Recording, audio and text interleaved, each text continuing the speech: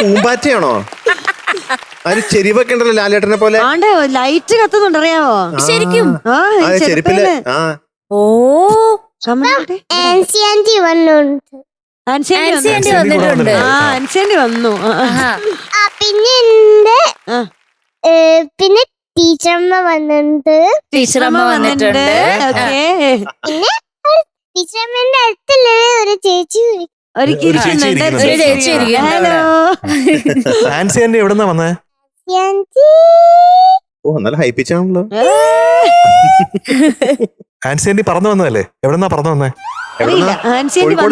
അതൊന്നും അറിയില്ല. പേര് തന്നെ കിട്ടിയത് ഭാഗ്യം. പിന്നെ കണ്ണൂരായിരിക്കും. കാസർഗോഡ്, കോഴിക്കോട്, വടകര, തലശ്ശേരി, വയനാട്. ആൻസി ആന്റി എന്നാ കൊണ്ടുവന്ന കുഞ്ഞിന്? ഒന്നുമില്ല. കുട്ടിയുടെ അമ്മ അവിടുന്ന് ഒന്നുമില്ല. ഒന്നും കൊണ്ടുവരാതെ വന്ന ആൻസി ആന്റിയോ? എന്താ ആന്റി ഇങ്ങനെ? ആൻസി ആന്റി ഞങ്ങൾക്ക് എന്തെങ്കിലും കൊണ്ടുവരണ്ടായിരുന്നു കേട്ടോ. ശരിയാ, ഒരു മുട്ടായി എങ്കിലും കൊണ്ടുവരണ്ടായിരുന്നു. ഒരു മുട്ടായി ടീച്ചറമ്മ എനിക്ക് വലിയൊരു ധൈര്യമൊക്കെ വാങ്ങി തന്നെ. ടീച്ചറമ്മ ഓൾറെഡി വലിയൊരു വാങ്ങി തന്നിട്ടുണ്ട്. ഇനി ആൻസി വേണ്ട വേണ്ട വേണ്ട, അതിന്റെ ആവശ്യമില്ല. എനിക്ക് ആൻസി ആന്റിനും പിന്നെ ടീച്ചറമ്മേനെയും മതി. നിങ്ങൾ രണ്ടാളും മതി. രണ്ടുപേരെ മതി. ടീച്ചറമ്മ എന്താണ് പഠിപ്പിക്കണേ? മ്യൂസിക് ആണ് പഠിപ്പിക്കുന്നത്. മോളുടെ 2 ചേച്ചിമാരുണ്ട്. അവരെയായിരുന്നു ഞാൻ പഠിപ്പിച്ചിരുന്നത്.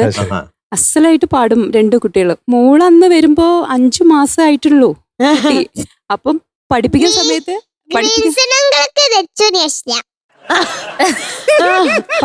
സമയത്ത് അവിടെ ഞാൻ മോളവിടെ കിടന്ന് കേക്കട്ടെ എന്ന് പറയും.